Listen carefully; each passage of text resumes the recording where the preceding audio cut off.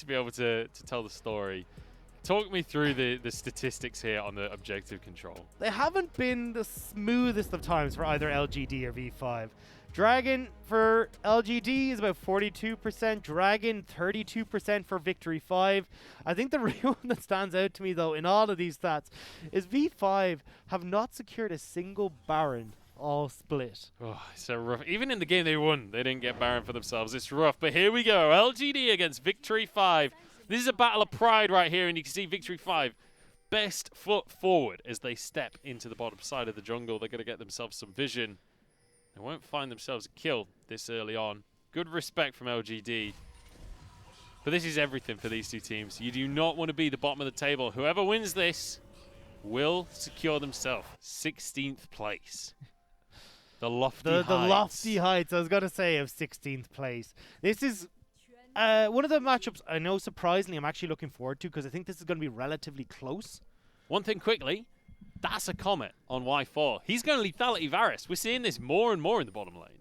Yeah, this is something that has started to come through a little bit. So this changes up the playstyle that we're going to see from V5, who are going for this late invade. He's actually gone Corrupting Potion as well. A bit odd, but we do see a late invade, as you say, as they move towards this red buff. Pings galore along the bottom side of the map. I'm not sure that there was any vision, but either way, Peanut and Lai is going to be able to start with V5's red buff. It's weird to see V5 opting for this, though. Oh, the hook. Oh, hook onto Kramer. That is massive. Ignite goes down. Kramer looking for the flash over the wall. Does get it for himself, but Xiaohan is here. Kahlua also forced a flash. 3 out of 4 summoners used by LGD. That was not what LGD wanted to do at all. You know, you just saw Xiaohan go onto that buff. You knew that it was going to be a 3v2 if he tried to go and fight. And as a result, the bottom lane for LGD lose everything. Lai is also in this top lane taking a horrific trade against Alias. This is what we talked about looking at Lai's. Prefers the tanks, not the most comfortable on some of these more carry-oriented or lane bullies. So when he should be, in theory, winning out on this top lane matchup, when he gets that level 3, level 4 point, looking to trade this early has only set him super far behind. Rough start. Honestly, a bit of a dicey start on both sides of the table here. Here we go, Peanut wanting to be proactive. We mentioned he's the king of the early game, and he wants to make that known up in the top lane. Alias the target. Stun comes on through. Haymaker will give him a shield, and it's just about enough. Doesn't even have to flash.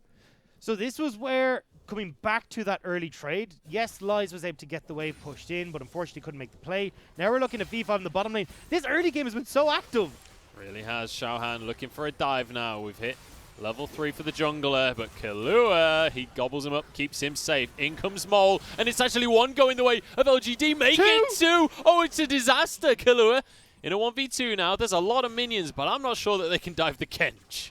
Oh, V5, what is going on in this game? It was battle for the bottom, but that's exactly what we're getting.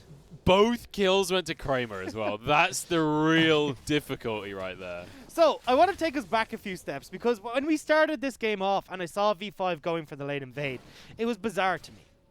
They were looking to play heavily around this bottom side, but it's so difficult to try and gank onto a Tam Kench and a Senna, and they gave Peanut the opportunity to play around his strongest lane, which is in this top side. You've great gank setup with the Renekton, and when V5 try to make the play with the Syndra roaming down, it gives over everything. I don't understand what this play was. Yeah. You're still level 2. Max gets rooted, and then Mole walks in, hits first, tanks the tower, dies to 2 singular shots. I mean, it honestly couldn't have gone much worse. It's the ramping turret damage there that caught Mole unaware. But this is... They were still level 2. They were trying to go for this incredibly early play, and I'm not sure what the thought process was behind it. At level 3, maybe you can try and make that play. And you had to have Xiaohan at least begin that turret dive, because he's the Jarvan. He's the one that you want to be getting out to give the kills across to Y4. Yeah, I don't know, man. It was, you know, at least they're being proactive. At least they're getting stuff done, even if it's not that great. Now Xiaohan wants to capitalize on the lack of summoners. Peanut's here as well, though. 3v3 on our hands. There's a flash hook onto Kahlua. Knock up as well, but he is very tanky. Thick skin comes on through. And now Xiaohan has to try and run. Flashes away for his own life. Max the next target, but Mole has arrived, and the brawl continues in the bottom lane with the mid laner here. He's 2 levels up on everybody else right now. Peanut wants to try and find a knock-up. Kramer pushed on forwards. There's a slow onto Max. In comes Yuki. Doesn't have the damage. One more flail will do it. And Peanut gets the kill. I don't know why I thought I could get any analysis in this game. This is 16th versus 17th place. It's all action all the time. I love it. Give me a bloodbath. Give me this scrap for the bottom of the table here. 4v4 at 5 minutes. This is amazing. I love seeing just the bloodiness in this game.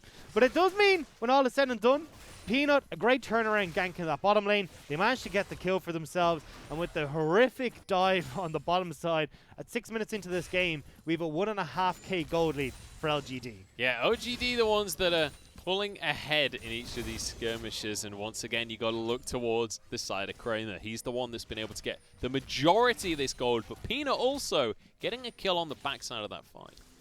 This was what we said about V5 coming into the game.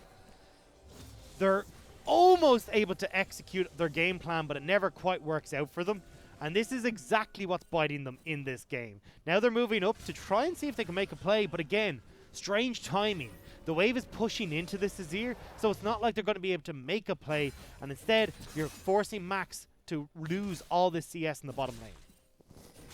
Now Liza gets an opportunity to just shove out in the top side, as we saw. Alias had to go back to base, had to reset, buy some items, got himself the Ninja Tabby.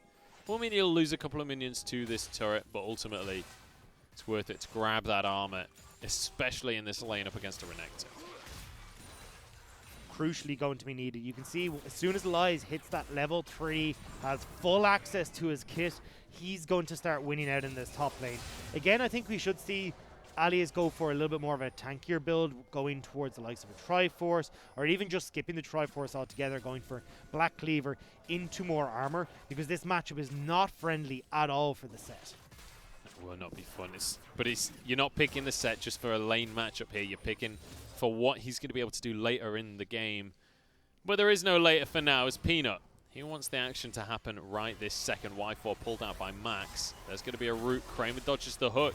He might just get 2v2'd out here. Max getting real low. One more auto will do the job, and Kramer and Kahlua, they're looking for the 2v2. And Peanut, he's just watching from the side. He's a spectator in all of this. It's a disaster for V5's bot lane.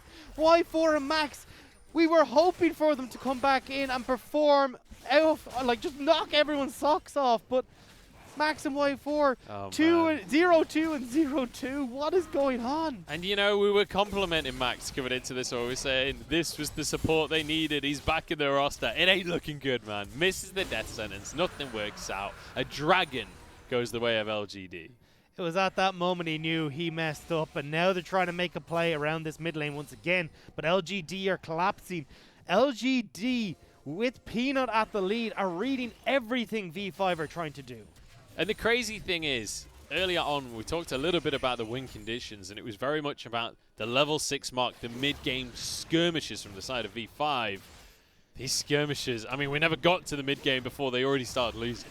So, V5 have started up this Rift Tower to try and correct some of that mid-game. Here comes the engage, though. Whistle Voyage from Kahlua. They're going to contest. 700 on the Herald. It's going to be taken by Xiaohan, but I don't think he gets that one for himself. The kill goes the way of Kahlua. Now Mole steps up. V5 were attempting to make the play. They got the hook, but the gobble from Kahlua. Kahlua keeps him safe. He's on his own, though. I say that. Alias manages to get the Herald. He will sacrifice himself for that. Kind of worth, I guess. I don't know, man. I mean, it's worth if... He had flash. He just had to flash to the lantern. Oh, no. Oh, no. Alias. Okay, no longer worth. I take it back. And 2 plates are going to go to Lies in the meantime, so definitely not worth. This is all... I mean, this is all just going a little bit wonky, isn't it? This is what I wanted from our battle for the bottom. LGD, though, coming out very much ahead. 3k gold lead. We haven't even hit the 10-minute mark. And yes, Alias has this Rift Herald, but how the hell is he supposed to try and use this? Lies is consistently shove him in now because the Renekton is in the better matchup. And he can't get out of lane. He's lost his TP to get back. he's not exactly going to get much priority for himself in this top lane up against the likes of Renekton. Maybe this is his chance. Alias is going to, Lies, sorry, is going to head back to base, but ultimately, with TP available, there's no way you get much off. I want to drift your eyes down towards the bottom lane as well. I'm drifting. Because Y4 is going for this lethality virus that we talked about. Yep. But we get a nice comparison point for Y4's items because Kramer is on the Senna and going for the lethality items. But when you look at Y4, he's not interested in the bottom side. We have a 5-man dive on towards the likes of Lies, but he's not interested. He's out of there. All 5 members committed for V5. This is almost the exact same play we saw in our B-roll, where we said, hey, you know, V5 tried to make these plays, but they don't really work out. Well, they don't get Lies, but they should be able to get this top lane turret. They do have the Rift Tower now, and with everyone coming to group, they will get first tower. The problem is that going to charge? Oh, did they do it again? It still charges. Okay, it still charges. Okay. So, 2 turret plates already gone on the top side for LGD. 3 on the bottom side for LGD and 1 in the mid. So when you actually look at the amount of turret plates that have gone over, well, it's still in LGD's favor, but the first turret gold will go in favor of V5. But ultimately, Kramer's okay with this. He's had about 20 minutes in the bottom side to just hammer away at this turret. He got himself 4 plates here. Ultimately, when it comes to where this gold has gone, sure, V5 get the first tower, but it's been shared across the team. Look at the difference between Kramer and Y4 on the bottom of your screen. 1,000 gold at 11 minutes. And this is the thing. When people think about fasting Senna, it's, oh, she's not getting gold, she's not taking the CS. But that's not the point. You're picking up all this gold from the souls that you drop, and you still want to give as much gold into your AD carry's hands as possible, and this is now the perfect scenario for Kramer. And most importantly, fasting Senna, you have the support item. You get the gold from harassing them, right? You also get that gold from hitting towers. He's been chilling in that bottom side, just stacking that gold up the whole time. Now, imagine you're on V5 side. Dragon is about to spawn. I don't want to imagine that. Well, neither do I, but Dragon's about to spawn, and V5 don't have a lick in at having a glance at this Dragon. Oh, 3,000 gold lead for LGD right now. And as you say, Dragon up in 35 seconds. That's going to be the next target. And we mentioned that this comp from V5, it's going to spike around this point in the game, especially once Mole hits level 11. That's a big spike for the Syndra. But he's nowhere near finishing an item. Yeah, we haven't really had time to talk about the compositions here for V5 and LGD. V5, yes, they're at their strongest now, but with the amount of gold that's gone over to LGD, who have that scale in his ear, they're strong as well. They've got gumption, though. They're going to go for the play again. This time, pulling Lies in. The knock up, the knock back, and it's a kill. Xiaohan finally rewarded for camping this top lane. Hey, it's an orthodox, but it works. They get the kill. Now they're on to the tier 2, and LGD have got to answer. Yes, you can turn towards the Dragon, but someone has got to get back here to try and help out this turret. Hey, man, I guess it works, right? You just hard focus one lane over and over again. You got to give props to Lies. The fact he's only died once with this much pressure on the tower. And now LGD will answer. The Abyssal Voyage comes through from Kahlua. In the meantime, though, Peanut grabs himself the Dragon. The tier 1 in the bottom lane was taken as well by Kramer. I don't think this was the best of trades for V5. They get the kill. They don't get the tower because of the reaction from LGD. So more gold in favor of LGD. More tempo play on the map from LGD because now they've got an exposed bot lane they can use to work. And Yuki might actually be able to get another turret plate here with the back from Mole.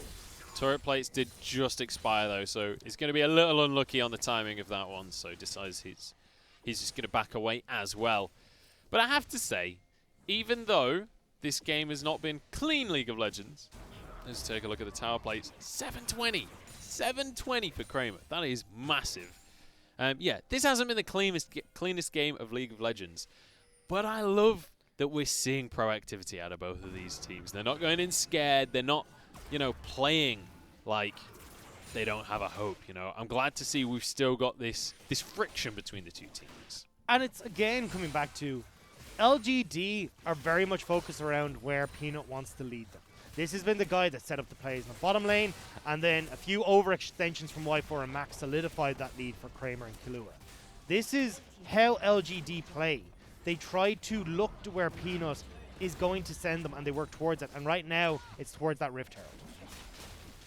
Peanut should be able to grab this one for himself. No shenanigans from Alias this time around. And Kramer, he is loving the towers this game. He finished off the one in the top lane already. Now looking for tier 2 as well. With Peanut grabbing that Herald, you'd expect them to start to hammer away at this mid lane. V5 looking to respond in the mid as well, but he tosses it down straight off the bat. They feel like with Senna and Tahm Kench coming across to help out LGD, they should be able to get this mid lane turret. Can't help but agree with them, to be quite honest. In it goes. And even if they don't finish it on that singular push, getting it weaker, I think that's perfectly fine use of the Herald, especially the second one. Yuki will now go towards the top side. He's going to be on pushing out Judy in that top lane. You don't want to share XP and gold between Kramer and Yuki. And when you've got this Tahm Kench who's able to support Kramer, setting up Kramer and Yuki in the mid makes way more sense because you can then use the Abyssal Voyage to enter the rest of the map. Let's take a moment here as we've been kind of snowballing pretty heavily this game for LGD. I think they're going to have a little bit of a reprieve as everyone resets, heads back to base and buys some items. Let's take stock of our inventories here because already on Yuki we've got the Nash's Tooth and the boots. When you look at Kramer's inventory, already 2 lethality items in the Umbral Glaive and the Ghost Blade on top of it. We've got the Dead Man's Plate for Tahm Kench. And then already the Blade of the Moon King as well on the top side. So across the board here, we're hitting some pretty significant spikes for LGD. And you'd expect them to try and use and abuse this power that they've just found for themselves over the next couple of minutes. Especially because the composition that V5 have has hit a little bit of a trough or a hitch in the game plan. Y4 is going for this lethality build, which is all about poke. So you want to be the ones that can set up and get the poke down with Mole, with Y4, and then try and fight in a 4v5. But because LGD have so much control and Kramer is so far ahead, the healing from this Senna will more than counteract any of the poke that can come through from Y4 and Mole. And even getting that poke to begin with is far more difficult. Oh, they want to make a play towards this top side. Kramer just going to clear every single ward in this jungle if it's the last thing he does. And that's one of the powers of the Umbral Glaive, right? You can just delete the wards so quickly. That's why we always see it built on this center. And it does act as, you know, like a sweeper in your back pocket, which is always great because you just get this permanent one that only pops up. Sorry, Peanut was a little bit close to getting bumped. Yeah, he was a little nervous there. But the other benefit of the Umbral Glaive is obviously how quickly you can clear the wards. You can just go in, one-shot each of the smaller wards, and it means that you don't have to be as nervous as you don't have to be nervous about a response from the opposite side. Especially when Kramer needs to play almost like a support on this Senna. You're the one that goes for the support item, not the Tahm Kench. So now you've got to move in, and you're oftentimes paired with your jungler to get that vision control. So Umbral Glaive works perfect where, okay, have I been spotted? No. Okay, no wards here. I don't have to use my sweeper. So I can now hold this for after that Umbral Glaive has been popped. And the amount of vision denial you can get off of that item is so damn high. So my question now, Dagda, is we mentioned earlier on how Alias on this set pick, you're not really picking it for the lane matchup, especially up against a Renekton. You're not going to have a fun time during the laning phase. When is it we expect this set to come online? What's the objective of this pick? So Alias right now is just trying to hold off against Lies. He will have much more impact in team fights like this. Kaluit saves Kramer. Does flash away to the backline. That's a stun onto Kramer, but he's still going to be fine on this one. Stun's coming on through. The dragon was taken by LGD, and Yuki gets ulted down, but he's still alive. The Dawning Shadow. Mole does finish the kill off, but he trades his own life for it. And now Alias looks for the hero play, tries to get onto Kramer. The healing is insane. Xiaohan trying to finish the center off. Will be able to do so. Y4 flashes for the kill, and now Lies and Peanut, they're looking for a way out. Peanut gets over the wall. Lies slices away. Max doesn't have his flash, but the death sentence might be enough. Just goes shy. Perfect fight to illustrate my point of Alias will do more in these team fights. With the Black Cleaver and this armor built up, he can work wonders in getting in big showstopper into the Haymaker across multiple different members. Lies has gone for this Blade of the Rune King. This is not the item that you want for these team fights. You're a lot more squishy, you don't have your CDR yet, so you can't run through your abilities as this Renekton. So when this fight kicks off and Kramer gets caught out, forced to flash away, it all goes disastrously. You can see here the big engage from Alias sets up the haymaker across multiple people. And watch Lies.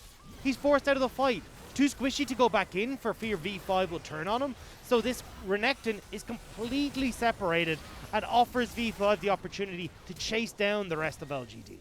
And Y4 got so much gold during that fight as well. 600 gold shutdown right towards the backside of it. So that'll close the gap a little bit between him and Kramer. And suddenly, after everything's gone so well for them in the early game, LGD have lost a lot of their gold lead. 1,500 in their favor right now. The biggest advantage they have is the Dragons. LGD need to do a better job of setting up these fights. They have the superior team fighting composition. Max is in trouble though. Will get stunned up. The shield isn't going to be anywhere near enough. And that's going to be a nice easy kill for Peanut. And Max is getting caught out just like Kramer was in that last fight. And this is the biggest problem with these team fights, is even though we might say, hey look, Kramer and Yuki are in a great spot now to fight, because they're almost hitting a point where they just outright win the team fights. If Kramer is getting caught out in the wrong position and Kahlua is forced to overextend to save him, well then it sets up a better team fight for V5. Yeah. It's the same on V5's side. If they're the ones that are able to, or if they're the ones getting caught out like Max here, or Xiaohan, it becomes a lot more difficult for them to try and control the game. Xiaohan wanted to face check on towards the Baron. Dawning Shadow goes through and Peanut will be able to finish that one off. In fact, gifts it over to Yuki as well.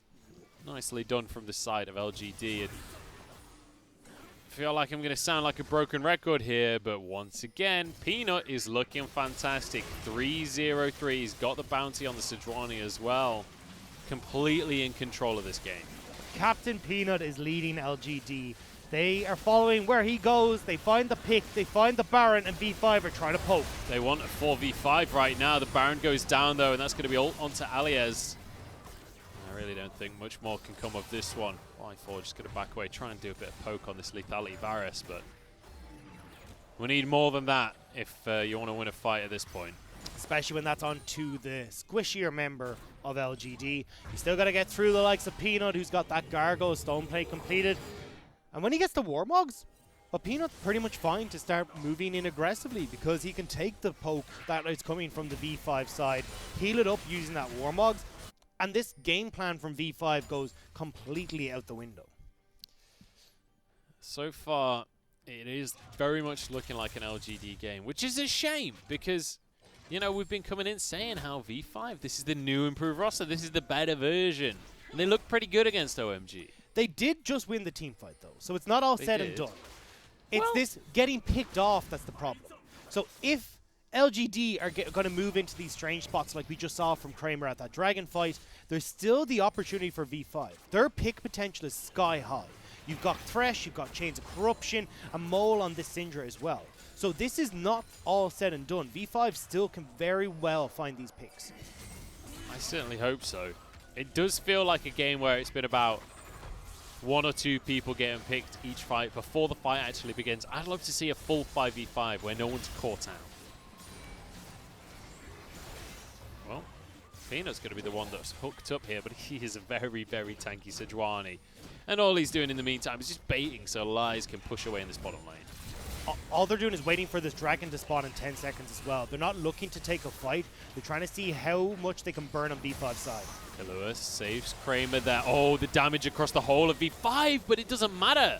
The Mole ult comes straight on through, bursts Kramer down. Nice start to the fight here from the side of V5. Question is, can they actually follow up in any way? They're sending the multiple members back. They're looking to heal up and keep LGD busy. If they can fully heal and come back towards this Dragon, they can stop LGD from getting this Dragon Soul. Oh, I don't know if they can win this fight. Xiaohan has to slide away. Lies is going to look for a way over the wall. Kahlua keeps his Azir alive. We could see the Shurima shuffle. No, Emperor's Divide goes through. Xiaohan flashes to the back of the fight. Yuki dived onto by Alias, but I don't think he has the damage to finish it. Mole does, though. In he comes on the Syndra. He's got a 1v3 on his hands, though, because Max isn't long for this world. And I'm not sure if Mole has the damage to do this one. Those are three tanky boys that he's got to deal with. They didn't wait for Mole. Mole was late to the party coming from the base. And with that, LGD turn around the fight in the 4v4 with Yuki's help. And will pick up Dragon Soul as well. I mean, it was simply a face check. They go in towards the dragon, they clear the vision, and then they just wait in the bush. And it looked like maybe V5 had actually found the fight, because we saw the hook slide through everyone onto Yuki, but there was no follow-up. Yeah. Max goes in, Y4 had used the Chains of Corruptions to try and keep Yuki in check, but with Killua's help, was able to escape over the wall, and V5 overextend in the fight. And we're saying, you know, maybe Peanut is caught, but realistically, there's no such thing as being caught on Sejuani. You're just starting the fight at that point. And Peanut has also picked up a second stopwatch for himself. Peanut is looking to just take over. It's about time. That's what he's saying. See what you did there. But yeah, I mean, Peanut looking great as always. LGD showing what they are capable of. And this is actually just after the hook landed. So this is where V5 get overconfident. Sorry, there's the hook. So you can see they get baited into this with the ultimate coming through. Yuki does a great Emperor's Divide to separate the teams here. Look, Max can't really get in. Liza is able to deal with the Varus on the back line, and there's nothing that they can do in this fight. I feel like Yuki maybe could have just committed to the fight a little harder, gone over towards the other side where Liza was, Emperor's Divide the other way, actually get a little protection from his Renekton. I don't know, though. Maybe that's just me wanting big plays. Successful regardless, you know. This is where if you get the results, does it really matter all the time how the journey got there? That depends who you ask, I would say. Yeah. There are definitely some analysts that I've had that argument with, and they definitely believe that a clean result is better than a dirty result. Look, you got to take what you can when it's 16th versus 17th, and they want to take Xiaohan.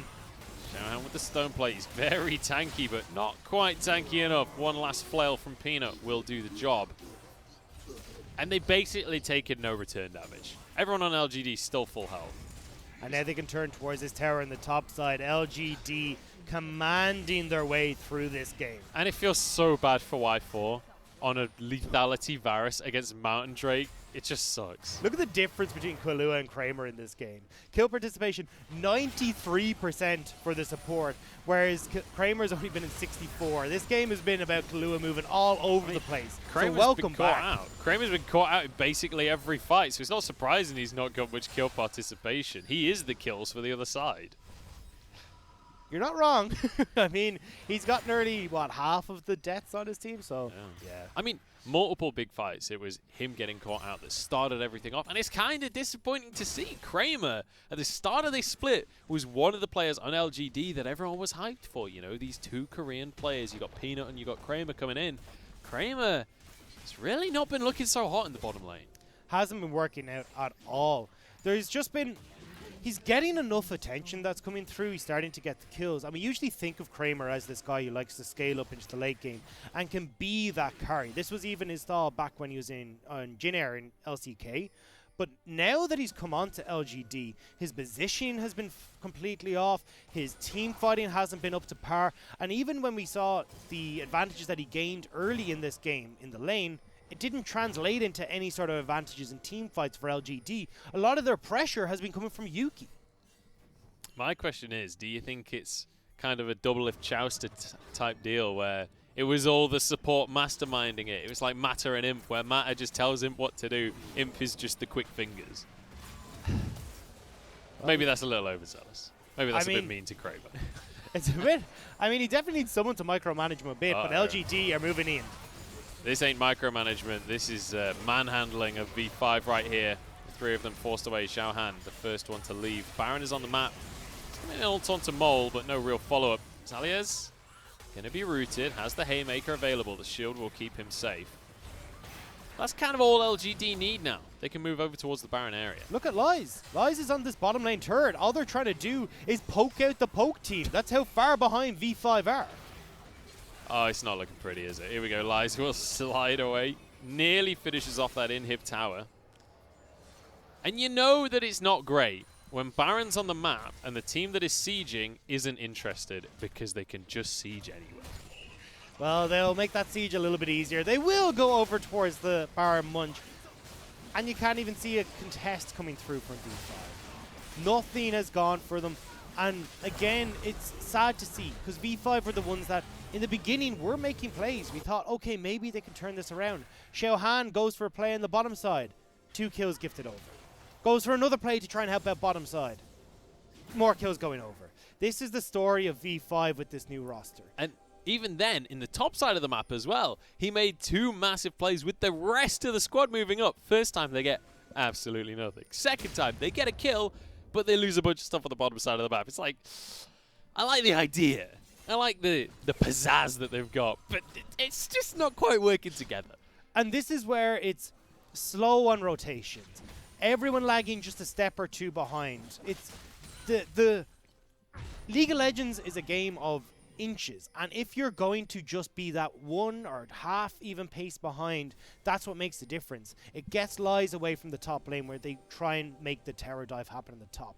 It means that they're losing out on, they don't have a wave for that tier 2 tower in the bottom lane to try and solidify that play. It's these little steps that they haven't quite figured out yet, and it's holding them back from even contending with the second last place team in the LPL. They need to figure it out sooner rather than later, because we're past halfway now in the LPL. This will be the 8th game for both of these teams. Each team has 16 games this split. So they're running out of time if they're going to fix things. Elder Dragon. Alias is TPing here, trying to get in towards the back line, but the Dragon's gone.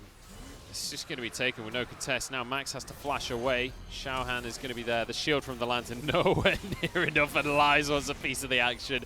Peanut is gifted the kill by a Cinderhulk as the Elder Dragon finishes it. Look where Alias is. He's on a magical journey and he's not even playing Bard. Here we go, down the bottom lane. It's time to finish things off, say LGD. They're done with the shenanigans this game. They want to go into match number 2 right now.